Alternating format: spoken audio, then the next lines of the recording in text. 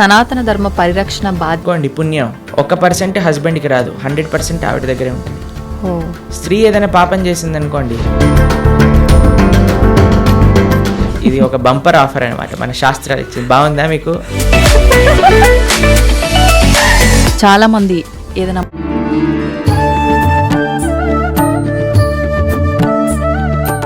నమస్కారం, welcome to I dream ధర్మ మార్గం కార్యక్రమానికి స్వాగతం. నేను మీ విజిత. సనాతన ధర్మం అనే పదం ఒకప్పటి కాలంలో ఎలా ఉన్నా ఇప్పుడు మాత్రం చాలా ఎక్కువగా వినిపిస్తోంది. అసలు ఏంటి సనాతన ధర్మం వల్ల మనం ఏం నేర్చుకోవచ్చు, అది నేర్చుకోవడం వల్ల మన లైఫ్ ఎలా ఉంటుంది, ఎటువంటి మార్పులు వస్తాయి. ఇంకొకటి భగవద్గీత అంటే ఎక్కువగా మనం వింటూ ఉంటాం, చనిపోయిన వారి దగ్గర మాత్రమే ఇది ఎక్కువగా ప్లే చేస్తుంటారు అని చెప్పి. నిజంగా భగవద్గీత అంటే ఏంటి? ఇది నిజంగా మరణించిన వారి దగ్గర వినిపించేదా? అసలు ఏంటి దాని ప్రత్యేకత? ఇలాంటి మంచి మంచి విషయాలన్నీ ఇప్పుడు ప్రభుజీతో మాట్లాడి తెలుసుకుందాం. ప్రస్తుతం మనతో పాటు ఉన్నారు. గోవర్ధనికో విలేజ్లోని ఆశ్రమంలో వారి సేవలని అందిస్తూ భగవంతుడి యొక్క ధ్యానంలో నిరంతరం కృషి చేస్తూ, నిరంతరం భగవంతుడి ధ్యానంలో ఉంటూ ఎన్నో ప్రాంతాలలో వారి మాటల ద్వారా, వారి ప్రవచనాల ద్వారా అందరికీ అవగాహన కల్పిస్తూ మన సనాతన ధర్మం యొక్క గొప్పతనాన్ని, విలువలని మనందరికీ తెలియజేస్తూ ఉంటారు. వారే ప్రణవానంద ప్రభుజీ గారు. ఇప్పుడు ప్రభుజీతో మాట్లాడి మరిన్ని విషయాలు తెలుసుకుందాం. మంచి మంచి విషయాలు అడిగి తెలుసుకొని మీ అందరికీ తెలియజేస్తాను. హరే కృష్ణ ప్రభుజీ. నమస్కారం అండి. హరే కృష్ణ ప్రభుజీ. ఈ మధ్య కాలంలో, ఒకప్పటి కాలంలో కన్నా ప్రస్తుతం సనాతన ధర్మం అనే మాట ఎక్కువగా వినిపిస్తోంది. నిజంగా ఈ సనాతన ధర్మ పరిరక్షణ బాధ్యత ఎవరిది ప్రభుజీ? మీది, నాది, అందరిది. ఎవరైతే హిందువులు సనాతన ధర్మానికి చెందినవారు అని అనుకుంటున్నామో, ఎందుకంటే ధర్మో రక్షతి రక్షిత అని అన్నారు. మనం ధర్మాన్ని రక్షిస్తే ఆ ధర్మం మనకి రక్షిస్తుంది అని. ఇప్పుడు మీకు ఒక విషయం చెప్తాను. ప్రతి ఒక్కరి బాధ్యత చాలామంది ఏమనుకుంటున్నారంటే అండి, సనాతన ధర్మాన్ని రక్షించే వాళ్ళ బాధ్యత, గురువుల బాధ్యత, ఏదో గుళ్ళో ఉండే పండితుల బాధ్యత, లేదా కొంతమంది ధర్మ ధ్వజం పట్టుకున్న వారి బాధ్యత, మనది ఏం కాదు అని అనుకుంటున్నారన్నమాట. కానీ అది కాదండి. ఎవరైతే ధర్మాన్ని అనుసరిస్తున్నారో వాళ్ళందరి బాధ్యత ధర్మాన్ని కాపాడుకోవటం. ధర్మాన్ని ఎలా కాపాడుకుంటామండి? మేము ఏం చేయాలి ధర్మాన్ని కాపాడుకోవటం అని అంటే చాలా సింపుల్ విషయం అండి. ధర్మాన్ని ఆచరించటమే ధర్మాన్ని కాపాడుకోవటం అనేది. మనం కానీ ధర్మాన్ని చక్కగా పెద్దల నుంచి తెలుసుకొని, గురువుల దగ్గర నుంచి తెలుసుకొని ఆచరించామనుకోండి, ధర్మం కాపాడబడుతుంది. ఇంకొక విషయం, అన్నిటికంటే ముఖ్యమైన విషయం, ఈ ధర్మాన్ని ఈ ప్రస్తుత సమాజంలో కాపాడాలి అని అంటే, ఒకటి ఆచరించటం, రెండు భావితరాలు పిల్లలకి చెప్పటం ఏంటి ధర్మం ఏంటి అని. ఒక ఆయనని మేము అడిగాం, అయ్యా దసరా పండుగ ఏం చేస్తారు అని అంటే, ఏముందండి పులిహోర తింటాము, దసరా స్పెషల్ సినిమా చూస్తాము, అంతే. ఇంకా పండగ ఏంటి, అసలు పండగ ఎందుకు జరుపుకుంటారు, ఏం చేయాలి ఆ రోజు, ఏం తెలియదండి.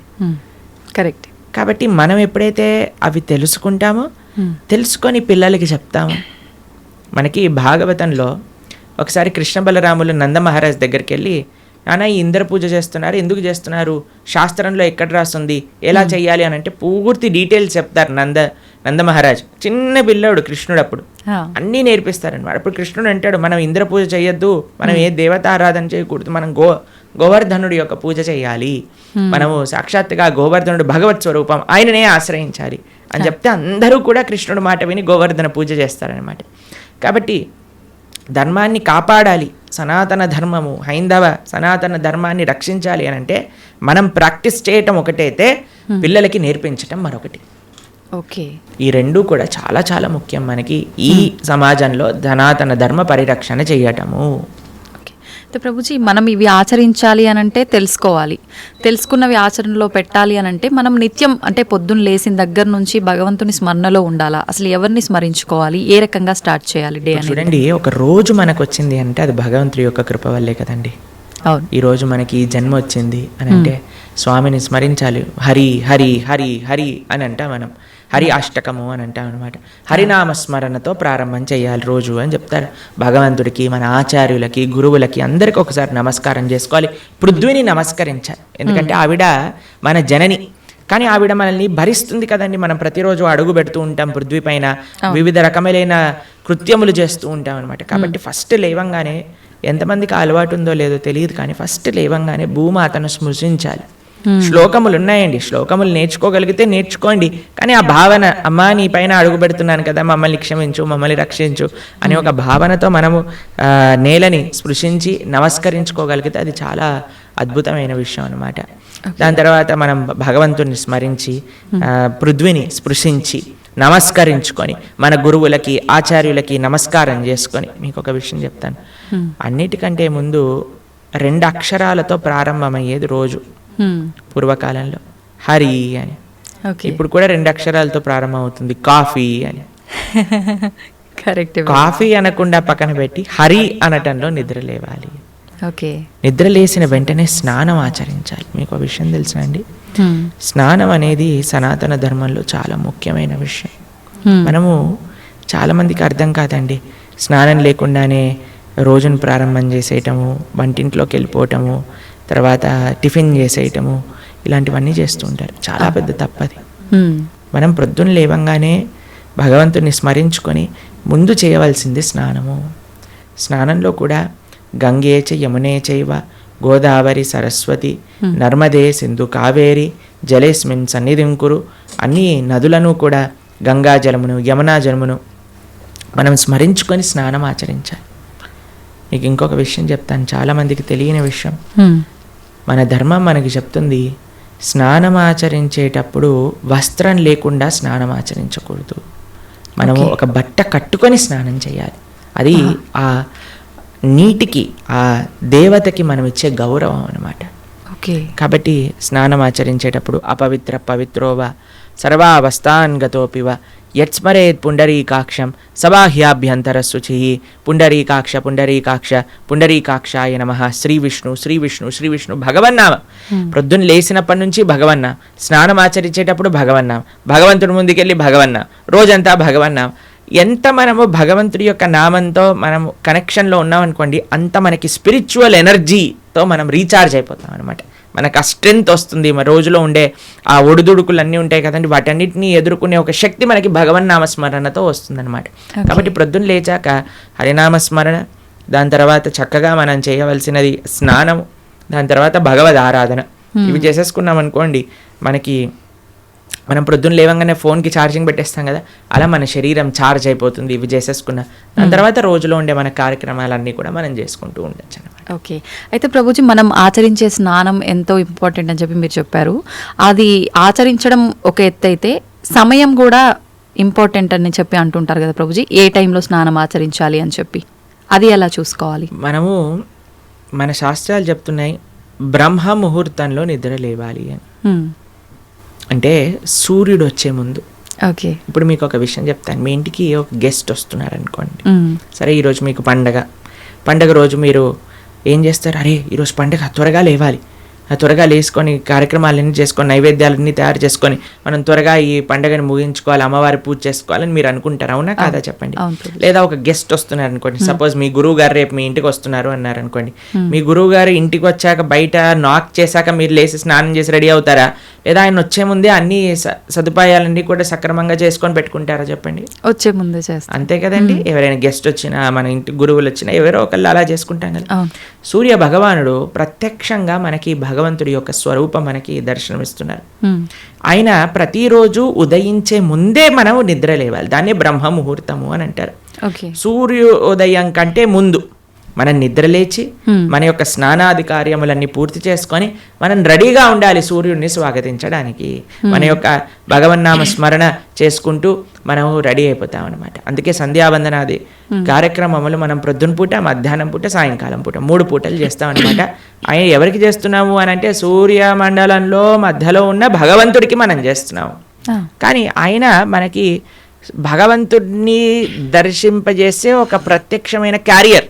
ఓకే. కాబట్టి మనం ఆయన వచ్చే ముందే మనం నిద్ర లేవాలి, ఆయన రాకముందే మన యొక్క నిత్య కృత్యములన్నీ కూడా పూర్తి చేసుకొని మనము ఆధ్యాత్మిక కార్యక్రమంలో నిమగ్నమై ఉండాలి.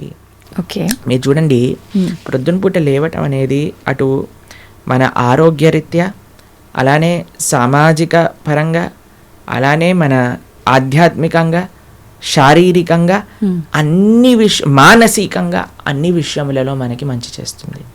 అందుకే early to bed and early to rice keeps a man healthy wealthy and wise అని అన్నారు. కాబట్టి ప్రొద్దున పూట బ్రహ్మ ముహూర్తంలో నిద్ర లేచి స్నానం ఆచరించవలే. ఇది ప్రతి సనాతన ధర్మానికి సంబంధించిన వారు తప్పక ఆచరించాల్సిన ఒక పద్ధతి. ఓకే. అయితే ప్రభుజీ, మనం మాట్లాడుకున్న దాంట్లో ఇంకొకటి భగవంతుడి ఆరాధన. చాలా వరకు అంటే ఇంట్లో మగవారు పూజ చేస్తేనే మంచి ఫలితం పొందుతారు అని చెప్పి ఈ మధ్య కాలంలో చెప్తున్నారు. కానీ ఎక్కువగా ఆడవాళ్ళే పూజ చేస్తుంటారు. అసలు నిజంగా ఆడవాళ్ళే పూజ చేయాలా, మగవారు చేయొచ్చా? అసలు మగవారు చేయాల్సిన కార్యక్రమాలు ఏంటి ఆధ్యాత్మిక పరంగా? ఎవరిని ఎవరెవరు ఉద్ధరింపబడాలి అని అనుకుంటారో, ఎవరెవరికి భగవంతు అనుగ్రహం కావాలనుకుంటున్నారో వాళ్ళు చేయాలండి. మీకు విషయం చెప్తాను. ఒక మగవాడు పూజ చేసిన, ఆరాధన చేసిన, పుణ్యం చేసిన, పునస్కారం చేసిన దాంట్లో ఉండే 50% ఆడవారికి వెళ్తుంది. ఓకే. ఎంత? 50%. 50%. ఏదైనా పాపం చేశాడు అనుకోండి, దాంట్లో 1% కూడా ఆడవారికి రాదు. అదెలా ప్రభుజీ? మరి పుణ్యం అయితే పుణ్యం 50% వెళ్తుంది, పాపంలో వెళ్ళదు. ఓకే. స్త్రీ చేసిందనుకోండి పుణ్యం, 1% హస్బెండ్కి రాదు, 100% ఆవిడ దగ్గరే ఉంటుంది. స్త్రీ ఏదైనా పాపం చేసిందనుకోండి, దాంట్లో 50% హస్బెండ్కి వెళ్తుంది. ఇది ఒక బంపర్ ఆఫర్ అనమాట, మన శాస్త్రాలు ఇచ్చింది. బాగుందా మీకు? బాగా అనిపిస్తున్నట్టుంది మీకు. శ్రీ ప్రభుపాదుల వారు ఒక దగ్గర ప్రస్తావన చేస్తారు, everybody has to fly their own plane అంటారు. మనకి అంబరీష మహారాజు గారి వృత్తాంతంలో వస్తుంది.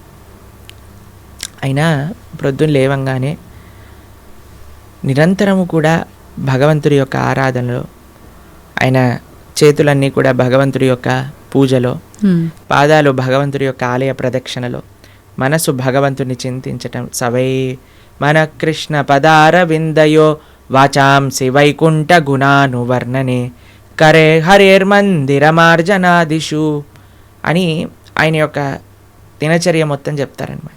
ఇక్కడ వారి భార్య ఆరాధనకి నీళ్లు తెచ్చి తేవడానికి హెల్ప్ చేసినా సరే ఆయన అనేవారట, నా పూజ నేను చేసుకుంటాను, మళ్ళీ నీ పూజ నువ్వు చేసుకో. ఆయన అన్ని సదుపాయాలు సమకూర్చుకొని, ఎందుకంటే చూడండి భగవంతుడితో మనకుండే రిలేషన్షిప్ ఎక్స్ట్రీమ్లీ పర్సనల్ అండి. స్వామి మన తండ్రి, స్వామి మన తల్లి. ఇప్పుడు చూడండి మీకు ఒక విషయం చెప్తాను. మన ఇంట్లో ఎవరిదైనా పుట్టినరోజు ఉందనుకోండి, మనం ఏం చేస్తాం, ఒకసారి మాకు ఈ సంఘటన ఎదురైందనమాట. నేను మా తమ్ముడు కలిసి మా అమ్మగారికి గిఫ్ట్ ఇవ్వాలి అంటే, మా తమ్ముడు అన్నారు, నువ్వు నీ గిఫ్ట్ ఇవ్వు, నేను నా గిఫ్ట్ ఇస్తాను. ఎందుకంటే అమ్మకి నీ గిఫ్ట్ వేరే, నా గిఫ్ట్ వేరే. ఎందుకంటే మన ఇద్దరికి అమ్మ కదా, కాబట్టి అమ్మతో నాకుండే రిలేషన్షిప్ ఒకటి, మా తమ్ముడుకుండే రిలేషన్షిప్ ఒకటి, అంతేనా? అయితే మేమిద్దరం అనుకున్నాం, సరే నేను నాకు తోచింది, నాకు ఇష్టం ఉన్నట్టుగా నేను చాలా బాగా పెయింటింగ్ చేసేవాడిని అనమాట, డ్రాయింగ్ చేసేవాళ్ళం అనమాట. అయితే నేను ఇచ్చేస్తాను, నేను ఏదో ఒకటి స్కెచ్ చేసిస్తాను అంటే, మా తమ్ముడు అన్నాడు, నేను ఏదో ఒకటి తయారు చేస్తాను, ఏదో ఒక బొమ్మ లాంటిది ఏదో ఒకటి తయారు చేస్తాను, ఇస్తాము అని ఇద్దరం వేరు వేరు చేసి ఇచ్చామన్నమాట. అంటే ఎందుకు అని అంటే, మనకి మన ప్రేమను వ్యక్తపరచుకునే మార్గం ఒకటి, ఒక ఇంట్రెస్ట్, ఒక టాలెంట్, ఒక way of expressing hour love ఉంటుంది, అంతే కదా? అలానే భగవంతుడితో కూడా ఒక భర్త తన కర్తవ్యం, అరే నేను భగవంతుడి యొక్క మార్గంలో, నాకు భగవంతుడు అవసరము, అందరికీ భగవంతుడు అవసరమే కదండి. ఆయన అందరికీ తండ్రి, తల్లి, పిత, పరమాత్మ అందరికీ ఆయనే. కాబట్టి మనం ఎలా ఆలోచించాలి అని అంటే, ఒక హస్బెండ్ తన ఆరాధన తాను చేసుకోవాలి, ఒక వైఫ్ తన ఆరాధనలోకి సంబంధించిన విషయములని సమకూరుస్తుంది, వంట చేసిస్తుంది, పూలమాలలు కట్టిస్తుంది. దాని తర్వాత వారి హస్బెండ్ వెళ్ళిపోయాక వైఫ్ తన ఆరాధన తాను చేసుకుంటుంది, పిల్లలు వచ్చి దండం పెట్టుకుంటారు, ఏదో అమ్మ నాన్నలకి ఇద్దరికి హెల్ప్ చేస్తారు, అందరు కలిసి ఆరాధన ఒకటి ఉంటుంది, ఒక్కొక్కళ్ళు కలిపి ఆరాధన ఉంటుంది అన్నమాట. కాబట్టి ఏదో స్త్రీలు చేస్తే ఇల్లంతా బాగైపోతుంది అనే భ్రమలో నుంచి బయటపడండి, మీకు 1% పుణ్యం రాదు. కాబట్టి జాగ్రత్తగా మీ పూజ మీరు చేసుకోండి, మీరు బాగుపడాలి అని అనుకుంటే. కాబట్టి పురుషులు తప్పకుండా ఆరాధన చేయాలి. పురుషులు ఆరాధన చేస్తున్నారు కదండి, స్త్రీలు వదిలేయకూడదు. పురుషుడి ఆరాధన పురుషుడికి, స్త్రీ ఆరాధన స్త్రీ, పిల్లల ఆరాధన పిల్లలకి, అందరికి. ఇప్పుడు చూడండి, ఇంటి పెద్ద తింటే మిగతా వాళ్ళందరికీ కడుపు నిండిపోతుందా? లేదు, ఎవరికి వాళ్ళు తినాల్సిందే, అంతే కదండి. మీరు అంటారు కదా, అయ్యా మీరు తినండి, అయ్యా మేము పర్వాలేదు, మీరు తింటే మాకు తిన్నట్టే అని అంటారా? లేదా మీ హస్బెండ్ వచ్చి, అమ్మ నువ్వు తినేసేయి, నాకేం పర్వాలేదు, నువ్వు తింటే నేను తిన్నట్టే అంటారా? కాదు కదా. ఎవరెవరికి శక్తి కావాలంటే వారు వారు భోజనం చేయాలి. అలానే మనం కూడా మనకి శక్తి కావాలి, మనకి భగవంతుడి యొక్క కృప కావాలి అంటే మనం భోజనం చేస్తే ఎలా అయితే మనకి శక్తి వస్తుందో మనము ఆరాధన చేసుకుంటే అలా మనకి భగవంతుడి యొక్క కృప అనేది లభిస్తుంది. ఓకే ప్రభుజీ, చాలామంది ఏదైనా మంచి జరిగినా చెడు జరిగినా నా అదృష్టం బాగాలేదు, నా రాత ఇంతవరకే ఉంది, భగవంతుడు ఇలా రాశాడు అని చెప్పి అంటూ ఉంటారు. నిజంగా అంటే మన చేతిలో ఏముండదా మనం చేసే పనులను బట్టి మన లైఫ్ని డిసైడ్ చేసుకోవడం? భగవంతుడు పుట్టినప్పుడే అవన్నీ డిసైడ్ చేసి ఇలా అని చెప్పి చూస్తాడా? మనకి ఒక సర్కమ్స్టెన్స్ ఇస్తాడండి భగవంతుడు. చాయిస్ ఎప్పుడు మన చేతుల్లోనే ఉంటుంది, మనం ఏం చేయాలి అని. ఫర్ ఎగ్జాంపుల్ మీకు ఒక విషయం చెప్తాను. ఒకరికి ఇల్లు రాసుంది, ఒకళ్ళి ఇల్లు మీకు మీ జీవితంలో కలుగుతుంది అని రాసి ఉంటుందండి. కానీ ఆ ఇంట్లో ఏం చేస్తారనేది మీ చేతుల్లో ఉంది. ఓకే, ఇల్లు వస్తుందనే వరకు మాత్రమే మన చేతుల్లో ఉంది. ఇంట్లో ఏం చేస్తాం, మనం ఒక చక్కటి పూజ చేసుకుంటామా, పునస్కారం చేసుకుంటామా, లేదా 10 మందిని పిలిచి మందు పోసి డాన్స్లు వేస్తామా అనేది మన చేతుల్లో ఉంది. మీరు కానీ మంచి ఆరాధన చేసుకున్నారనుకోండి, ఆ పుణ్యాన్ని బట్టి మీకు నెక్స్ట్ ఏమవుతుందో రాసింది. లేదు మనం తప్పు చేసామనుకోండి, ఆ తప్పు బట్టి నెక్స్ట్ కర్మ ఏర్పడుతుంది అనమాట. What is return is what you will get. మనకేం వస్తుంది అని, దాంతో మనం ఏం చేస్తాము అనేది రాసలేదు, అది మనకు వదిలేశాడు భగవంతుడు. మన విచక్షణతో మంచి మనస్సుతో మనం దాన్ని ఆచరణ చేయాలి. అంటే మన చేతిలో ఉన్నట్టే 100% మన చేతుల్లో ఉంది. ఇప్పుడు అంటుంటారు కదా, పరిస్థితులను బట్టి ఇంట్లో వాతావరణాన్ని బట్టే పిల్లల బుద్ధులు కూడా అని చెప్పి. ఇప్పుడు ఇది కూడా అలాగే భగవంతుడు మనకు ఒక ప్లాట్ఫామ్ ఇచ్చి వదిలేశారు, ఎలా అనేది మన చేతుల్లోనే ఉంది. ఇప్పుడు మీకు ఒక ఫోన్ ఇచ్చారనుకోండి, ఫోన్ ఇచ్చారు, ఫోన్తో మీరు ఏం చేయొచ్చు అనేది మీ చేతుల్లో ఉంది. ఒకళ్ళు ప్రవచనమైనా అయినచ్చు, లేదా పిచ్చి పిచ్చి సీరియళ్ళు సినిమాలైనా చూడొచ్చు. ఫోన్ రావటం మన చేతుల్లో ఉంది, దాంతో ఏం చెయ్యాలి మీ చేతుల్లో. ఇప్పుడు మీరేం చేస్తారు, పిల్లల్ని స్కూల్లో వేస్తారు, మంచి స్కూల్ చూస్తారు. అరే ఈ పిల్లలు మంచి చదువుకోవాలి, మంచి స్కూల్లో చదువుకుంటే వాళ్ళు మంచి మార్గంలోకి వెళ్తారు. కష్టమైనా ఏదైనా సరే, కష్టపడైనా సరే వాళ్ళని మంచి స్కూల్లో జాయిన్ చేస్తారు. మంచి స్కూల్లో జాయిన్ చేశాక వాడు చదువుతాడా లేదా అనేది ఎవరిపైన నిర్ధారణ పడి ఉంటుందండి? వాళ్ళపైన. ఒక స్కూల్లో ఒక టీచర్ 10 మందికి ఒకటే రకంగా చదువు చెప్తుంది, కానీ ఒక్కొక్కరు ఒక్కొక్క విధానంగా చూసుకుంటారు. ఎందుకు? వాళ్ళ శ్రద్ధ బట్టి. ఓకే, అలానే మన జీవితంలో కూడా ఏమీ నీ దగ్గరకు వస్తుంది అనేది రాసి ఉంటుంది, దాన్ని ఎలా యూజ్ చేస్తావు అనేది నీ చేతుల్లో ఉంది. ఓకే ప్రభుజీ, అంటే దీని ఆధారంగా తీసుకుంటే అంతా మంచిగా ఎక్కువ డివోషనల్ సైడ్ ఉండి అన్ని మంచి పనులు చేసి న్యాయంగా ఉన్న వాళ్ళు కూడా చాలామంది ఇబ్బందులు పడుతున్న వాళ్ళని కూడా చూస్తున్నాం కదా, మరి భగవంతుడు అలాంటి వాళ్ళకి ఎందుకు సపోర్ట్ చేయడంటారు? మీకు ఒక విషయం చెప్తాను, చాలా జాగ్రత్తగా ఆలోచించవలసిన విషయం. నిజంగా ధార్మికంగా, నిజంగా ఆధ్యాత్మికంగా ఉంటే వాడెప్పుడు నాకు ఇబ్బంది వచ్చిందని అన్నాడు. మీకు ఒక విషయం చెప్తాను. మా అమ్మమ్మ ఆవిడ పెద్దజీయర్ స్వామి వారి యొక్క శిష్యులు అనమాట. అయితే చాలా వృద్ధురాలు, 85 years దాటిపోయి ఉంటుంది. నడిచేటప్పుడు ఇలా వంగిపోయి నడుస్తారనమాట, మొత్తం ఇలా కిందికే చూస్తారు ఆల్మోస్ట్గా. చాలా ఆరోగ్యం అస్సలు బాగుండదన్నమాట. అయితే మాకు ఒకసారి ఫోన్ చేశారు. ఫోన్ చేశాక ఆవిడ రోజు ఒక 6-7 గంటలు భగవన్ నామ స్మరణ చేస్తారు. విష్ణు సహస్రనామం రోజు 2 పూటలు చదువుకుంటారు, గీతా పారాయణ చేస్తారు, అన్నీ చేస్తారు. ఒకసారి నాకు ఫోన్ చేశారు, ఆ అమ్మమ్మ యొక్క ఆరోగ్యం అస్సలు బాగాలేదు, ఫోన్ చేసి ఆవిడ యొక్క ఆరోగ్యం బాగా అవ్వాలి, భగవంతుడికి ప్రార్థన చేస్తున్నానని చెప్పు అని అన్నారనమాట. అస్సలు అంటే అస్సలు బాగాలేదండి ఆరోగ్యం. అప్పుడు మేము ఫోన్ చేశాం, ఫోన్ చేసి మీకోసం ప్రార్థన చేస్తామండి, మీ ఆరోగ్యం బాగా అవ్వాలి అని అంటే ఆవిడ అన్నారు, ఆరోగ్యం కోసం ప్రార్థన చేయాల్సిన అవసరం లేదు, ఈ ఆరోగ్యంలో తక్కువ ఎక్కువ అవుతూనే ఉంటుంది, నేను భగవంతుని ఎల్లప్పుడూ గుర్తుపెట్టుకోవాలి, మా ఆచార్యులు చెప్పిన విషయాలన్నీ మాకు గుర్తుండాలి, చనిపోయే చిట్ట చివరి క్షణంలో ఆ స్వామి యొక్క ఆ స్మరణ నాకు రావాలి అని దండం పెట్టుకో, ఆరోగ్యం గురించి దండం పెట్టుకోవాల్సిన అవసరం లేదు అని చెప్పి. నిజంగా ధార్మికమైన చింతన ఎవరికైనా ఉందనుకోండి, వారు ఎప్పుడూ కూడా నాకు వచ్చే కష్టం అని అనుకోరండి. వచ్చే ఒకటే కష్టం ఏంటో తెలుసా అండి, భగవంతుణ్ణి విస్మరించటమే నిజమైన కష్టం జీవుడికి. అది లేనప్పుడు ఏ కష్టంలోనైనా సరే భగవంతుడు కుంతిమారని ఏమంటుందో తెలుసా అండి, అయ్యా నాకు ఇంకా కష్టాలు ఇవ్వు కృష్ణ అంటుంది. ఎందుకో తెలుసా, కష్టాలు ఇచ్చినప్పుడు నిన్ను గుర్తొస్తున్నారు, మాకు సుఖాలు వచ్చాయనుకో నిన్ను మర్చిపోతాం. కాబట్టి ధార్మిక చింతన ఉన్న ఏ వ్యక్తి కూడా కష్టం వచ్చింది అని అనుకోడు, ప్రతి ఒక్కటి భగవత్ ప్రసాదంగా స్వీకరిస్తారు. ఓకే, అది ముఖ్యమైనది. నాకు ఎంతోమంది మీకు ఒక విషయం చెప్తాను. శ్రీల కదంబకానన స్వామి అని మా ఇస్కాన్లో ఒక స్వామీజీ ఉంటారనమాట. ఆయనకి 4th స్టేజ్ క్యాన్సర్. ఈరోజు టెస్ట్కి వెళ్ళారు, తెలిసిపోయింది, రేపు అడ్మిట్ అవ్వాలి డాక్టర్ అని చెప్పారు. మీరు ట్రీట్మెంట్లో ఉన్నారనుకోండి, 1 year మీరు హాస్పిటల్లో ఉండండి, మేము మీకు ట్రీట్మెంట్ చేస్తాం, ఒక 2-3 సంవత్సరాలు బ్రతుకుతారు మీరు అన్నారు. ఆయన అన్నారు, భగవంతుడు ఇచ్చిన జన్మ నాకు, దీన్ని భగవంతుడి యొక్క సేవలో వినియోగించుకోవాలి. 2-3 సంవత్సరాలు ఎక్స్ట్రా బ్రతకడం వల్ల ఏం చేసేది లేదు, కాబట్టి నేను బృందావనానికి వెళ్ళిపోతాను అని అన్నీ వదిలేసి బృందావనానికి వచ్చేసారు. సంవత్సరం పాటు అక్కడ పూర్తిగా తెలుసు ఆయనకు, ఒక్కొక్క రోజులో నా రోజు అయిపోతుంది, ఇంకా డాక్టర్స్ చెప్తున్నారు ఇంకా 10 రోజులు, ఇంకా 2 రోజులు, ఇంకొక రోజు మాత్రమే.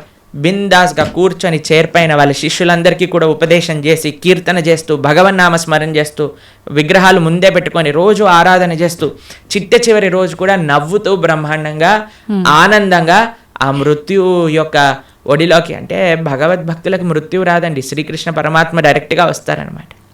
కాబట్టి కష్టం ఏమి కష్టం కాదండి ఈ ప్రపంచంలో.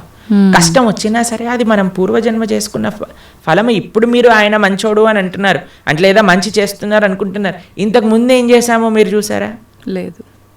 మనం ఇంతకు ముందు జన్మలో ఏం చేసుకున్నామో మనకు తెలియదు కదా. కాబట్టి కష్టం వస్తుంది అని అంటే అకారణంగా కష్టం ఎందుకు ఇస్తాడండి? భగవంతుడికి ఏం పని లేదా? ఆయన ఇక్కడ ఉన్నారు కదా హైదరాబాద్లో మూసాపేటలో, ఆయన కష్టం ఇవ్వండి కొద్దిగా చూద్దాం ఎలా బాధపడతాడో అని ఆయన ఏమన్నా పైన వైకుంఠం నుంచి ఆ పని చేస్తున్నారు చెప్పండి? లేదు. ఆయన ఎందుకు అంటాడండి ఎవరికైనా కష్టం తెప్పించాలి అని భగవంతుడు ఎందుకు అనుకుంటాడు చెప్పండి? ఇప్పుడు మీరు చూడండి, చిన్నపిల్లలు ఇప్పుడు నేను బాగా అల్లరి చేశారనుకోండి, రూమ్లో వేసేస్తారు, వేసేసి లాక్ పెట్టేసి ఏడుస్తారనమాట పిల్లలందరూ చాలా. అమ్మాయి ఏమన్నా కావాల్సుకొని, రే మా పిల్లవాడు బాగా ఏడుస్తున్నాడు అని ఆనందపడుతుందా అండి? ఎందుకు వేసింది రూమ్లో? తెలుసుకోవాలని, అల్లరి మానేయాలి, మంచిగా ఉండాలి బుద్ధిగా కదండి. అమ్మ ఒక కొట్టినా, ఒక మాట అన్నదా, తిట్టినా, రూమ్లో వేసినా, దేనికైనా సరే ఒక పనిష్మెంట్ ఎందుకు వస్తుంది? ఎందుకంటే మారి మంచి విషయములు తెలుసుకొని ముందుకెళ్తారేమో. భగవంతుడు కూడా మనకి ఏదన్నా ఇచ్చాడు అని అంటే, ఒక కష్టం ఇచ్చాడు అని అంటే, ఆ కష్టం నుంచి ఏం నేర్చుకోవాలి? Failures are stepping stones for success అని అంటారు. ఒక నష్టం జరిగినా, ఒక ఏదైనా సరే, అరే మనం ఇంకా ఇంకా ఇంకా భగవన్ నామస్మరణ ఎలా చేసుకోవాలి, భగవంతుడికి దగ్గరికి ఎలా అవ్వాలి. ఇప్పుడు మీకు ఒక విషయం చెప్తానండి. బృందావనంలో లాస్ట్ ఇయర్ మేము ఆ వీడియో చూస్తున్నాం అనమాట. యమునా నది మొత్తం పొంగిపోయి బృందావనం మొత్తం కూడా మునిగిపోయిందనమాట. అందరు షాపులలోకి, ఇంట్లలోకి, అన్నిట్లోకి నీళ్ళు వచ్చేసాయి మొత్తం కూడా. అయితే ఇంటర్వ్యూ చేసే వాళ్ళు వెళ్తున్నారనమాట. వెళ్తూ టీవీ ఛానల్లో వాళ్ళు, ఏమనిపిస్తుందండి మీకు, ఏమనిపిస్తుందండి అంటే, ఓ బహుత్ మజా ఆ రహా హై, యమునా మహారాణి హమారే ఘర్ మే ఆ గయి హై అని ఆరతులు ఇస్తున్నారనమాట. వాళ్ళకి ఏమనిపించట్లేదు, వాళ్ళ సామాన్లు కొట్టుకుపోయాయి, వాళ్ళ షాప్ పాడైపోయిందని, యమునా మహారాణి హమారే ఘర్ పధార్ రహీ హై, యమునా మహారాణి హమారే షాప్ మే ఆ గయి హై, అందరు కీర్తన పెట్టుకొని డాన్స్ వేస్తున్నారు అనమాట. చూడండి, అదే మన ఇంట్లో నీళ్ళు వచ్చాయనుకోండి, హే ఈ గవర్నమెంట్ గలీజ్ది, ఇది ఇట్లా అయిపోయింది, అది అలా అయిపోయింది అని మనం ఏడుస్తూ ఉంటాం. చూసే విధానం అండి జీవితంలో. ఒకటి కష్టం వచ్చినా, నష్టం వచ్చినా భగవత్ ప్రసాదంగా ఉన్నాం అనుకోండి, ఏం పెద్ద కష్టం లేదు. కానీ పరమాత్మ ఎవరికి కష్టం ఇవ్వాలి అని అనుకోరు. మన యొక్క పూర్వజన్మ ఫలితం మనకు ఒక విధంగా వచ్చింది అనుకోండి, దాన్ని స్వీకరించాలి. తండ్రి ఐ అక్సెప్ట్ అని ముందుకెళ్ళాలి. ఓకే ప్రభుజీ, ఇప్పుడు మీరు చెప్పినట్టుగా అమ్మమ్మ గారి విషయం అయితే కానీ, గురువు గారి విషయం ఒకటి చెప్పారు, అదైతే ఏంటి, ఇప్పుడు యమునా నది గురించి చెప్పింది.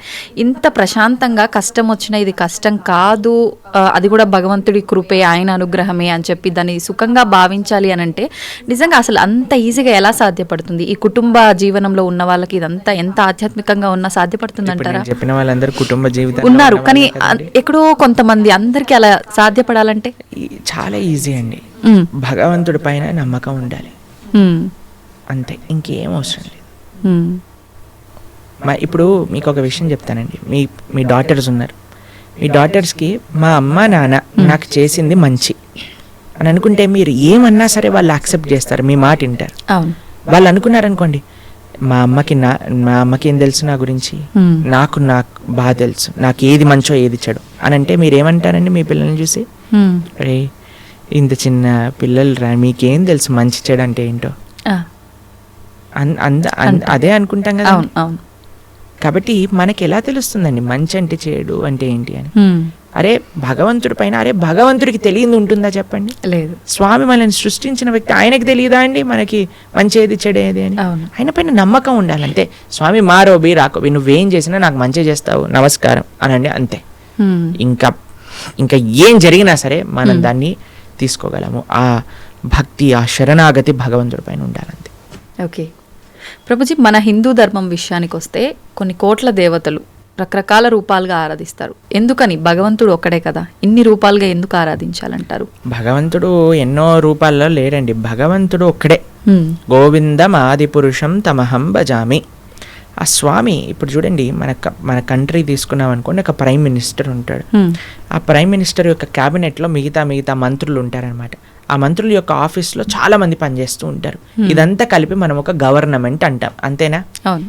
అలానే భగవంతుడు ఒక్కడే ఉంటాడు, ప్రైమ్ మినిస్టర్ ఒక్కడే ఉన్నట్టుగా భగవంతుడు ఒక్కడే ఉంటాడు. హ్మ్. ఆయన యొక్క మినిస్ట్రీలో చాలా మంది మంత్రులు ఉంటారనమాట. ఒకడు వాటర్ డిపార్ట్మెంట్, వరుణుడు చూసుకుంటాడు. హ్మ్.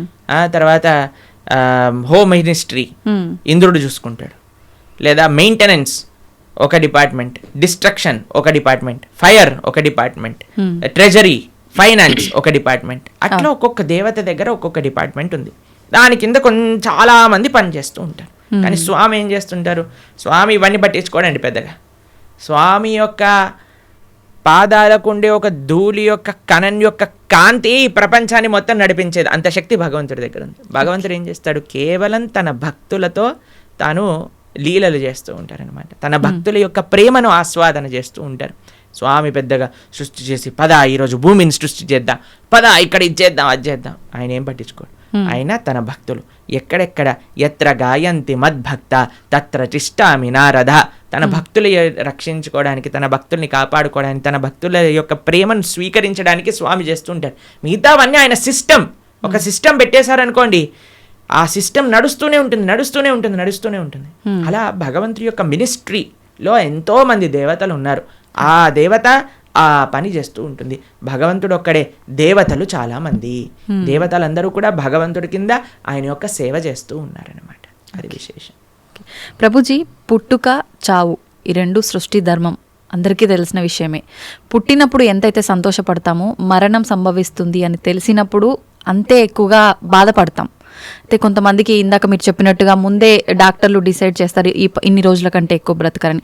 అలాంటి సందర్భాల్లో కూడా అసలు వాళ్ళు ఆ న్యూస్తో ఎక్కువ ఇబ్బంది పడి తొందరగా పోయే వాళ్ళు కూడా ఉన్నారు. అసలు వీటన్నిటి గురించి భగవద్గీతలో ఏం చెప్తారు? ఎవరికైతే తన పైన కాన్ఫిడెన్స్ లేదో వాడు భయపడాల్సిందే కదండి. మనం చేసిన పాపాలు, మనకుండే అనుబంధాలు ఎక్కువ ఉన్నాయనుకోండి, ఆ జీవుడు చాలా కష్టపడతాడు పోవడానికి. ఇప్పుడు అందరికీ భయం ఏంటండి? చావే కదా భయం. అవును.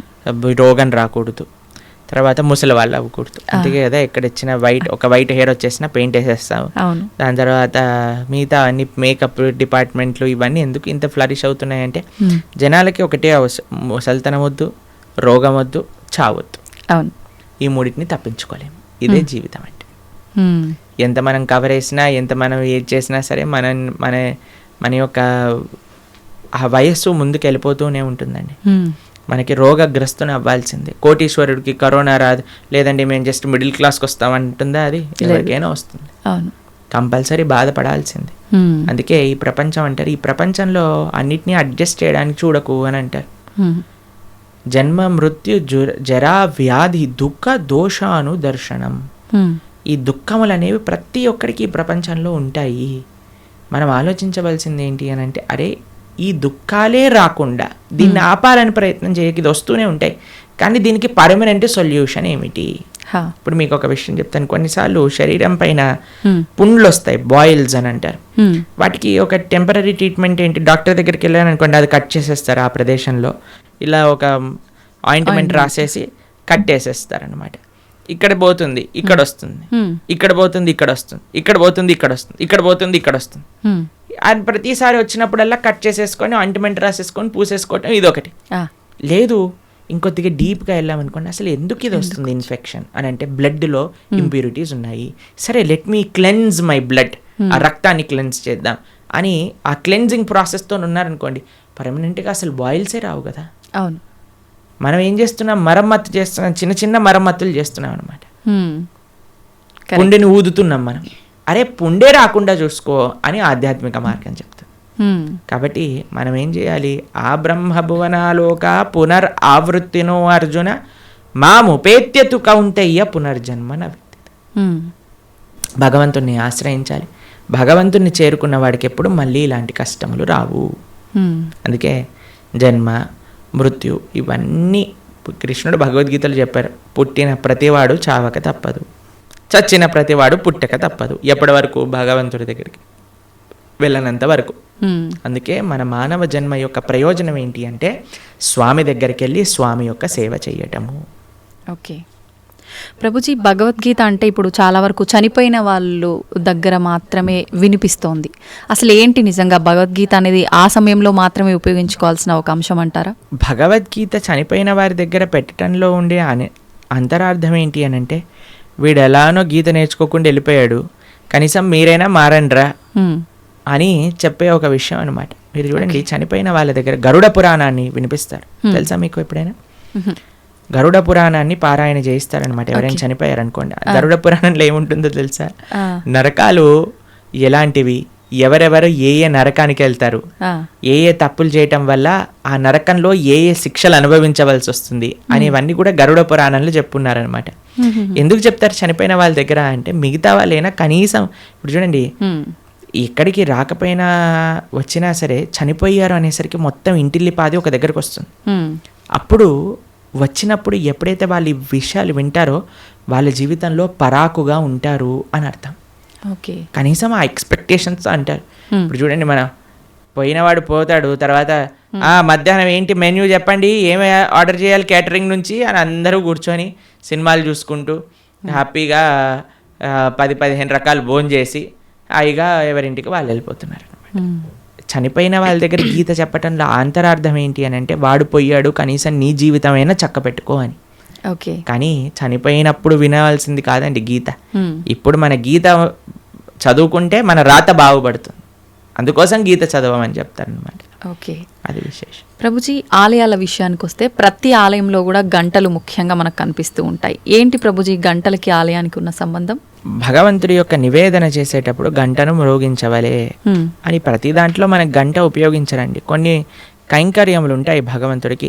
స్వామి యొక్క అభిషేకం చేసినప్పుడు అన్ని వాద్యములు కూడా గంటలో ఉంటాయి, గంట స్వరూపంలో ఉంటాయి అని అంటారనమాట. కాబట్టి ఆ గంటని భగవంతుడి యొక్క నైవేద్యములలో వాడుతుంటారు. స్వామికి నివేదన చేసేటప్పుడు గంటలు మోగుతూ ఉంటాయి. మీరు తిరుమల వెళ్ళారనుకోండి, టంగ్ టంగ్ టంగ్ టంగ్ అని మోగుతూ ఉంటాయి గంటలు, నైవేద్య గంటలు అనమాట. మీకు కృష్ణుడు ఒకసారి బృందావనంలో దొంగతనం చేయడానికి వెళ్ళారనమాట. అప్పుడు ఒక గోపిక ఏం చేసిందంటే అన్ని ఉట్టి కట్టేసింది, వెన్న మొత్తం కూడా కృష్ణుడికి అందకూడదని. తర్వాత కృష్ణుడు ఏం చేసేవాడు, ఉట్టి కడితే రాయి వేసేసాడు వాడు. రాయి వేయంగానే కుండకి చిన్న రంధ్రం పడేది, చక్కగా అక్కడ నుంచి మొత్తం వెన్న ఇలా ఫౌంటైన్ లాగా షవర్ లాగా వచ్చేస్తుంది అనమాట. కింద అందరూ పాలు పెరుగు వెన్న నెయ్యి అన్ని తాగేస్తూ ఉండేవారు. అయితే ఈ గోపిక కొద్దిగా తెలివైన గోపిక, ఇప్పుడు ఏం చేసింది తెలుసా అండి, ఈ ఉట్టితో పాటు గంటలు కూడా కట్టింది. ఉట్టిని ఊపారనుకోండి గంట మోగుతుంది, వెంటనే వచ్చి కృష్ణుడిని పట్టేసుకోవాలి. తర్వాత కృష్ణుడు అన్నాడు, సరే వెయ్యండి, ఒకళ్ళ పైన ఒకళ్ళు నించోండి అనగానే ఒకళ్ళు ఉన్నారు. కృష్ణుడు పైకి ఎక్కాడు. పైకి ఎక్కగానే గంటలు చూశాడనమాట. గంటలు చూసాగానే భగవంతుడు అన్నాడు, ఏ గంటలారా మోగకూడదు అని అన్నాడు. సరే స్వామి మీరు ఏం చెప్తే అది మోగం అని కూర్చున్నాయి అనమాట. కృష్ణుడు వెంటనే లోపల చేయబెట్టి బ్రహ్మాండంగా వెన్న తీసి అందరికి పంచుతూ, కృష్ణుడు ఎప్పుడు తాను తినేవాడు కాదండి, అందరికీ పంచేవాడు. మన భగవంతుడికి ఉన్న లక్షణమే అది, ఇవ్వటం తప్ప ఆయనకేం తెలియదు. ఇస్తుండేవాడు. తన స్నేహితులకు పెట్టేశారు, కోతులకు పెట్టేశారు, ఆయన దగ్గర ఉన్న వాళ్ళందరికి పెట్టేశారు. ఇంకా లాస్ట్కి ఆయన తినాలి అని నోట్లో పెట్టుకోగానే గంటలన్నీ మోగటం ప్రారంభం చేశాయి. ఆ గోపిక వచ్చేసింది, పట్టేసుకుంది. భగవంతుడు అనుకున్నాడు, ఆ గోపిక పట్టేసుకొని లాగేస్తుంటే, ఒరే గంటలారా చెప్పాను కదరా మిమ్మల్ని మోగద్దా అని, ఎందుకు మోగారు, ఇప్పటి వరకు బాగానే ఉన్నారు కదా. అయ్యా ఏం లేదండి మాకు అలవాటు కదా, మీరు నైవేద్యం స్వీకరిస్తుంటే మోగటామని, అందుకే మీరు తింటాం ప్రారంభం చేయగానే మేము మోగేసాము అని అన్నాయి అనమాట గంట. కాబట్టి అందరికీ కూడా భగవంతుడి యొక్క సేవలో వినియోగించుకోవాలి అనే ఒక లక్షణం ఉంటుందన్నమాట. గంట భగవంతుడికి నివేదన చేసేటప్పుడు గంట మోగించడం, భగవంతుడికి కైంకర్యం జరిగేటప్పుడు గంట మోగించడం. ఎందుకంటే సర్వ వాయిద్యములన్నీ కూడా ఘంటానాదంలో ఉంటాయి అని మన శాస్త్రములు చెప్తున్నాయి అన్నమాట. కాబట్టి గంటను ఉపయోగించాలి మంత్రంతో పాటు కైంకర్యంతో పాటు అని మనకు చెప్తారనమాట. ఓకే ప్రభుజీ, అలా అని ఊరికే ఆలయంలోకి వెళ్ళి టింగ్ టింగ్ అని ఊరికే ఎక్కడున్నా సరే ఏదున్నా పాపం భగవంతుడికి ఎందుకంటే డిస్టర్బెన్స్. అవును. కాబట్టి మనం వచ్చామని ఆయన గంట మోగిస్తేనే మన వైపు చూడడు. మనం మంచి చేస్తే ఆయన నువ్వు గంట మోగించినా సైలెంట్గా ఆలయం బయట నుంచి భగవంతుని చూసినా ఆయన మనల్ని చూస్తారు. ఎందుకంటే ఆయన చెప్పిన మాట వింటున్నాం కాబట్టి. ఏం మాట వినకుండా టంగ్ టంగ్ సినిమాలలో గా రక్తం గారేటట్టుగా గంటలు కొట్టి మనం కింద బేవోష్ అయిపోవాల్సిన అవసరం ఏం లేదు. భగవంతుడి యొక్క అటెన్షన్ కావాలి అనుకుంటే మనం స్వామి యొక్క మాటలు గీత, భాగవత, రామాయణాదులు మనం విని మనం దాని జీవితంలో ఆచరిస్తున్నాము అని అంటే స్వామి వెయిట్ చేస్తూ ఉంటారు. శ్రీల భక్తి సిద్ధాంత సరస్వతి ఠాకూర్ అని మా ఆచార్యులు ఆయన చెప్తారనమాట, don't try to see Krishna, serve Krishna in such a way that Krishna would want to see you అని అంటారు. ఆయన ఏమంటారంటే దేవుణ్ణి చూడాలి అని పరితపించకు, భగవంతుడి యొక్క సేవ ఎలా చెయ్యి అని అంటే భగవంతుడే నిన్ను చూడాలి అని అనుకోవాలి, అట్లా సేవ చేయటం నేర్చుకో అని అంటారనమాట వారు. కాబట్టి ఆ విధంగా మనం ఉండేటట్టుగా ప్రయత్నం చేసుకోవాలి. గంట ఆడవాళ్ళు కొట్టకూడదు పూజా సమయంలో హారతి ఇచ్చేటప్పుడు, కానీ పక్కన మగవాళ్ళు గంట కొట్టాలి, ఆడవాళ్ళు హారతి ఇవ్వాలని వింటూ ఉంటాం. నిజంగా గంట ఆడవాళ్ళు కొట్టకూడదు అంటారు? అలాంటివి ఏం లేదండి. భగవంతుడి యొక్క సేవలో అందరు సమానమే. ఇంకొకటి సేవ అన్నారు. భగవంతుడికి భక్తితో మనం చేసే పనులు ఇష్టపడతాడా, లేదంటే సేవ చేస్తే ఎక్కువగా అనుగ్రహిస్తాడంటారా? భక్తితో సేవ చేస్తే ఇష్టపడతారు. పూజల కన్నా సేవని ఎక్కువగా ఇష్టపడతారా? సేవ అంటే భగవంతుడికి చేసే ఆరాధన కూడా సేవనే. శ్రీ విగ్రహ సేవ అని అంటాం. భగవంతుడికి నైవేద్యం సమర్పణ చేయటం సేవనే, లేదా గోవులకి సేవ చేయటం సేవనే, 10 మందికి భగవత్ ప్రసాదాన్ని నివేదన చేయటం సేవనే, 10 మందికి భగవంతుడికి సంబంధించిన విషయములు చెప్పటం సేవనే, ఆలయానికి వెళ్ళటం సేవనే. కాబట్టి భగవంతుడి యొక్క భక్తులకి సేవ చేయటం సేవనే. ఎన్నో రకాల సేవలు ఉన్నాయండి. స్వామి యొక్క ఆరాధన సేవాభావనతో ఏమి సేవ అంటే ఏంటో తెలుసా అండి? ఇప్పుడు ఏదైనా అపేక్షించామనుకోండి అది బిజినెస్ అవుతుంది, సేవ అవ్వదు. తండ్రి నేను ఈ పూజ చేస్తాను, నువ్వు నాకు అది ఇవ్వు, సేవ కాదు, అది బిజినెస్. బిజినెస్ ట్రాన్సాక్షన్ మాత్రమే. సేవ అంటే నాకేం వద్దు తండ్రి, నేను నీకు చేస్తా, అది సేవ. భగవంతుడికి సేవ కావాలి, ఈ బిజినెస్ వద్దు భగవంతుడు.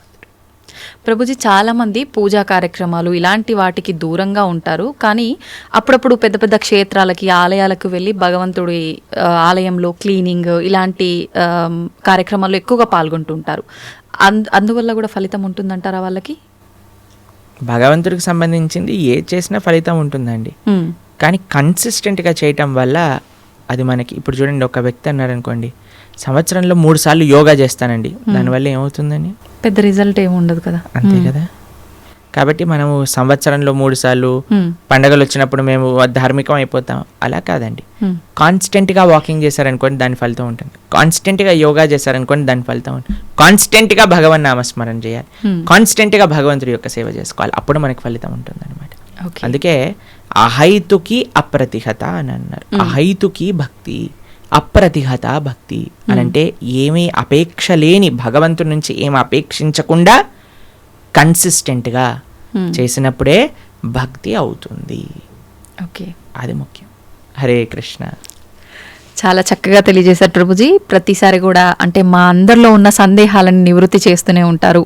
మళ్ళీ మరొక మంచి ఎపిసోడ్లో మంచి టాపిక్స్తో కలవాలని కోరుకుంటున్నాను ప్రభుజీ. ధన్యవాదాలు. హరే కృష్ణ మాతాజీ.